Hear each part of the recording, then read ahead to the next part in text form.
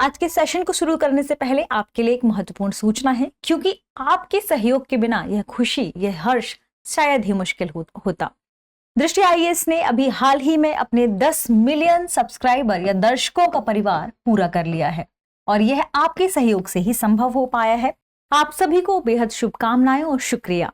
आइए आज के एपिसोड की शुरुआत करते हैं। आज का हमारा प्रोग्राम है इन डेप्थ में आज हम मुख्य रूप से सफेद फास्फोरस बम के बारे में चर्चा करने वाले हैं, क्योंकि अभी हाल ही में रूस ने यूक्रेन के कुछ शहरों में इस बम का इस्तेमाल किया है।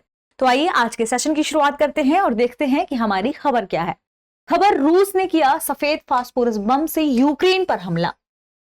आइए देखते हैं कि हम किन बिंदुओं पर चर्चा करने वाले हैं। सबसे पहले देखेंगे खबर के बाद समझेंगे कि यह चर्चा में क्यों है, यानी इसकी सुर्खियों में बने रहने के पीछे क्या कारण है। फिर जानेंगे सफेद फास्फोरस बम के बारे में कि यह क्या होता है, यह कितने खतरनाक होते हैं और कितने खतरनाक हो सकते हैं। इसके बाद जानेंगे कि अंतर्राष्ट्रीय लेवल पर क्या इनके प्रतिबंधों के संदर्भ में कोई बात कही गई है, क्या कोई कन्वेंशन मौजूद है या नहीं। इसके बाद इस सेशन पर आधारित एक प्रश्न होगा जिसका जवाब आपको कमेंट सेक्शन में देना है। तो आइए बढ़ते हैं हमारे आज के सेशन में। सबसे पहले देखते हैं खबर the Indian express, the Hindu, बहुत सारे न्यूज़पेपर में प्रकाशित की गई है, क्योंकि ये लगातार सुर्खियों में बना रहा है कि फास्फोरस बम का इस्तेमाल किया जा रहा है रूस के द्वारा। इस वजह से आज हम जानेंगे सबसे पहले कि आखिर ये फास्फोरस बम यानी सफेद फास्फोरस बम होता क्या है और ये कितने खतरनाक होते हैं। यदि हम बात करें इसकी चर्चा में बने रहने के पीछे कि क्या कारण है, सुर्खियों में बने रहने के पीछे क्या कारण है, तो अभी हमने देखा कि यूक्रेन के चासिव यार शहर में लगातार रूसी बमबारियों और गोलाबारी चल रही है, जिसमें अभी हाल ही में सफेद फास्फोरस बम की उपयोग का मामला सामने आया है, जिसकी वजह से इस पूरे क्षेत्र में वनस्पति को भारी नुकसान हुआ है। एक फुटबॉल पिच के आकार तक जो सड़क है, वनस्पति है, वहां पर प्रभावित हुई हैं और कई मनुष्यों से संबंधित बीमारियां भी यहां निकलकर सामने आई हैं। इसलिए हमें जानना जरूरी है कि हम जाने कि सफेद फास्फोरस बम होता क्या है और ये कितने खतरनाक होते हैं। तो आइए अब हम जानते हैं सफेद फास्फोरस बम के बारे में। यदि हम इसके बारे में चर्चा करें कि आखिर सफेद फास्फोरस बम होते क्या हैं, तो यह एक ऐसा युद्धक हथियार है जिसमें रासायनिक तत्व फास्फोरस के अपर रूप का उपयोग किया जाता है। अब यहाँ पर यह भी माना जा सकता है कि अपर रूप होता क्या है। दरअसल अपर रूप किसी भी रासायनिक तत्व का वह रूप होता है या उस तत्व का वह अलग से एक ऐसी संरचना होती है जिसका जो रासायनिक गुण है और जो इसके भौतिक गुण हैं ये इस तत्व से भिन्न होते हैं। जैसे यदि हम फास्फोरस की बात करें तो यदि फास्फोरस के अपर रूप का इस्तेमाल किया जा रहा है, यानी इसमें जिस चीज का भी इस्तेमाल किया जा रहा है फास्फोरस से तो संबंधित है, लेकिन इसका जो रासायनिक गुण है, इसके जो भौतिक गुण है, ये अलग होंगे।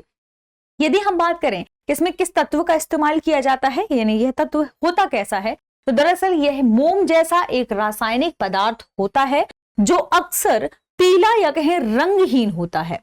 और ऐसा देखा जाता है कि जब इससे विस्फोट होता है या बम जब फटता है तो इससे लहसुन जैसी गंध पैदा होती है या लहसुन जैसी गंध निकलती है। ये काफी खतरनाक होते हैं क्योंकि ये ज्वलनशील पदार्थ है और ज्वलनशील पदार्थ होने के साथ साथ ये अपने आसपास के क्षेत्र को भी जला देता है। यानी आसपास ऐसा कोई सामग्री है, सामान है जो ज्वलनशील है, तो उसमें जल्दी ही आग लगने की संभावना इसकी वजह से बढ़ जाती है। सफेद फास्फोरस एक स्वतः ज्वलनशील यानी पायरोफोरिक तत्व है। अब यहाँ पर बात करें कि आखिर पायरोफोरिक तत्व कौन से तत्व होते हैं, तो वे तत्व जो हवा के संपर्क में आते हैं तो प्रज्वलित हो जाते हैं या जलने लगते हैं, तो उन्हें ही कहा जाता है पायरोफोरिक तत्व। तो हमने जाना क्या ये स्वतः ज्वलनशील है, तो अपने आप में हम समझ सकते हैं कि आसपास यदि कोई सूखी सामग्री है, सूखी चीजें रखी हुई हैं या ज्वलनशील चीजें रखी हुई हैं, तो उनमें जल्दी ही विस्फोट की संभावना इसकी वजह से बढ़ जाएगी। यानी अत्यधिक ज्वलनशील है, इसकी वजह से कपड़ा, ईंधन, गोला बारूद और अन्य ज्वलनशील पदार्थों को यह जल्दी ही प्रज्वलित करने में सक्षम होता है। इसके ही अन्य तत्वों की बात करें या इसकी खतरनाक स्थिति अवस्था की बात करें तो दरअसल इसका उपयोग ट्रेसर गोला बारूद में रोशनी युक्त धुआं निकालने के लिए उपयोग किया जाता है और यानी कह सकते हैं कि युद्धों में ऐसी स्थिति पैदा करने के लिए इसका इस्तेमाल किया जाता है कि दूसरा व्यक्ति यानी जो दुश्मन है वह आपको ना देख पाए। तो जब धुआं जैसी स्थिति पैदा होगी तो व्यक्ति आपको नहीं देख पाएगा और वे आपस में यानी जो भी इसका इस्तेमाल करते हैं वो कुछ ना कुछ धारण किए होते हैं, पहने हुए होते हैं, लेकिन दुश्मन के शरीर में इसका नकारात्मक प्रभाव हो इसलिए इसका इस्तेमाल किया जाता है। संयुक्त राज्य अमेरिका सहित दुनिया भर के उग्रवादियों द्वारा आग लगने वाले हथियारों के रूप में इसका इस्तेमाल किया जाता है। कई ऐसे उदाहरण देखे गए हैं जहां पर संयुक्त राष्ट्र अमेरिका ने इसका इस्तेमाल किया है। साथ ही इजराइल पर भी इसके इस्तेमाल का आरोप लगाया जाता है। द्वितीय विश्व युद्ध के समय यूएसए द्वारा इसका इस्तेमाल किया गया था जर्मनी के खिलाफ। इजराइल द्वारा इसका इस्तेमाल किया गया है गाजा के खिलाफ। और कई बार कुछ ऐसे छोटे छोटे देश भी हैं जिन्होंने इनका इस्तेमाल किया है। और अभी हालिया जो संदर्भ देखने को मिला है वह देखने को मिला है रूस द्वारा यूक्रेन के कई ऐसे क्षेत्रों में, कई ऐसे शहरों में जहां पर सफेद फास्फोरस बम का इस्तेमाल किया गया है। दिन के दौरान इनका इस्तेमाल स्मोक स्क्रीन बनाने के लिए किया जाता है, यानी धुआं धुआं जैसी स्थिति पैदा करने के लिए इसका इस्तेमाल किया जाता है। और जब ये जलता है तो भारी मात्रा में धुआं उत्पन्न करता है। ये इसके साथ एक और घटना भी है कि जब यह हवा के साथ प्रतिक्रिया करता है तो विषाक्त फास्फोरस पेंटॉक्साइड इसका निर्माण करता है। दरअसल ये जो विषाक्त फास्फोरस पेंटॉक्साइड है वाष्प के आवरण के रूप में कार्य करता है और आसपास के जो क्षेत्र है वहां पर विषाक्त या कहें जहरीलापन यहाँ पर पैदा कर देता है, जो मनुष्य के शरीर के लिए, उनकी स्किन के लिए काफी खतरनाक माना जाता है। इसके बारे में यदि हम बात करें तो इससे काफी गंभीर चोट भी देखने को मिलती है, यानी मनुष्य की स्किन से यदि इसका कॉन्टेक्ट हो जाता है तो फिर मनुष्य की स्किन में गंभीर चोट होने की संभावना बढ़ जाती है। यदि हम बात करें इसकी खतरनाक होने के बारे में तो इसके कुछ एग्जाम्पल भी होंगे और देखेंगे कि ये किस अवस्था तक ज्वलनशील है। यदि बात करें हम सफेद फास्फोरस के संदर्भ में तो यह अत्यधिक विषैला होता है, जो त्वचा और कपड़ों से चिपक जाता है और इसे धोना लगभग मुश्किल होता है। और जब हम सभी जानते हैं कि विषैला है, गंभीर रूप से घायल कर सकता है, आपकी त्वचा से चिपक जाता है तो कहीं ना कहीं ये आपको गंभीर चोटें भी दे सकता है। इसके कई एग्जाम्पल भी कई शहरों में देखने को मिले हैं। जब इजराइल द्वारा इसका इस्तेमाल किया गया था तो गाजा के कई ऐसे लोग हैं, नागरिक हैं, जो गंभीर रूप से घायल हो गए थे और कई लोगों की इसकी वजह से मौत भी हो गई थी। ऑक्सीजन के संपर्क में आने पर प्रज्वलित हो जाता है, यानी जल उठता है और वसा में अत्यधिक घुलनशील है। तो इससे समझ सकते हैं यदि ऑक्सीजन के संपर्क में आएगा तो जल उठता है, वसा में यदि घुलनशील है तो ये मानव शरीर यानी मानव मांस को भी बहुत बुरी अवस्था तक गलाने में सक्षम होता है और गंभीर रूप से इसे चोटिल करने में, जला देने में भी सक्षम होता है। इसलिए मानव के शरीर से जो सफेद फास्फोरस है इस बम के इस्तेमाल से बचने के लिए हिदायत दी जाती है। पानी से बुझाना संभव नहीं है और लगभग 1300 डिग्री सेल्सियस तक जल सकता है। तो आप समझ सकते हैं ये कितना टेम्परेचर वाला होगा और किस खतरनाक स्थिति तक आपको गंभीर चोट प्रदान कर सकता है। इससे अन्य संक्रमणों और बीमारियों की संभावना भी बढ़ जाती है। हमने देखा अभी कि इतने टेम्परेचर तक व्यक्ति को जला सकता है। हम देख रहे हैं कि मानव शरीर में मांस को गंभीर रूप से यहाँ पर घायल कर सकता है, मनुष्य की स्किन के लिए भी काफी खतरनाक होता है। तो इस वजह से ये देखा जाता है कि जब इसकी बमबारी होती है या सफेद फास्फोरस बम का इस्तेमाल जब किसी दूसरे देश या दुश्मन देश के नागरिकों को यहाँ पर प्रभावित करने के लिए किया जाता है तो वहां पर कई संक्रमण और कई बीमारियों का खतरा भी बढ़ जाता है। ये तो हमने देखा इसके खतरनाक होने के बारे में।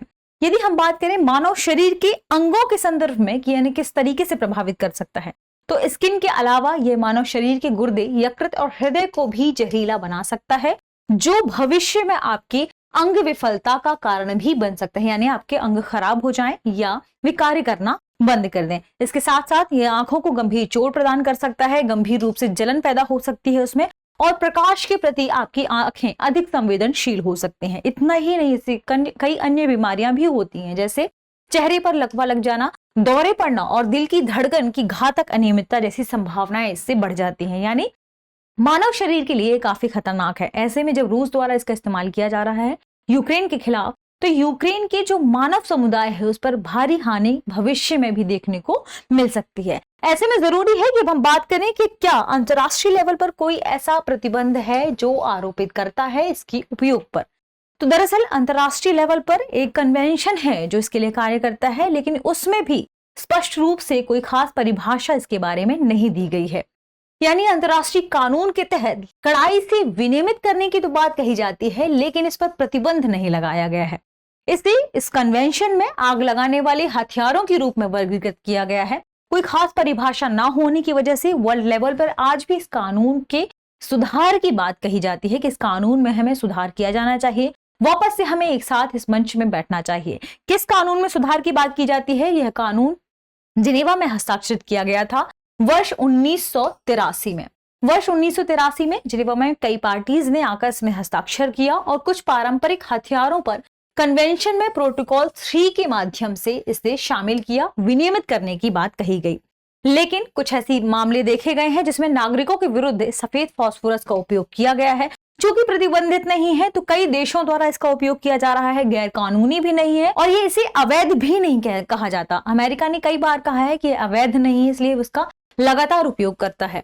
तो ऐसे में जरूरी है कि इस कन्वेंशन के में सुधार की जरूरत है और हम इस कन्वेंशन में सुधार करें। ऐसे रासायनिक हथियारों के उपयोग पर प्रतिबंध लगाएं जिससे मानव समाज को हानि हो या हमारी प्रकृति को हानि पहुंचे। तो इसलिए इस कन्वेंशन में सुधार की बात कही जा रही है ताकि युद्ध में जो इसका उपयोग है वो स्पष्ट हो सके, ताकि इसका उपयोग ना हो। किसी भी प्रकार के रासायनिक हथियार, जैविक हथियार का उपयोग इसकी वजह से प्रतिबंधित हो।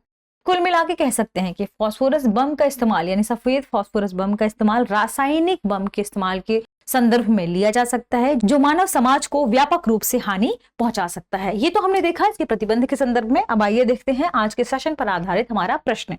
प्रश्न क्या है? निम्नलिखित में से कौन सा से कथन सफेद फास्फोरस बम के बारे में सही है और है? कथन क्या है? सफेद फास्फोरस एक स्वतः ज्वलनशील पायरोफोरिक तत्व है। और हमारा दूसरा कथन है इसका उद्देश्य लैंगिक मुद्दों को प्रकाश में लाने में अंतरिक्ष प्रौद्योगिकी के महत्व पर जोर देना है। कूट है केवल एक, केवल दो, एक और दो, दोनों, ना तो एक और ना ही दो। तो इस प्रश्न का सही जवाब कमेंट सेक्शन में देना ना भूलें। मिलते हैं नए विषय के साथ, नए टॉपिक के साथ। तब तक के लिए पढ़ते रहिए, रिवीजन करते रहिए। शुक्रिया।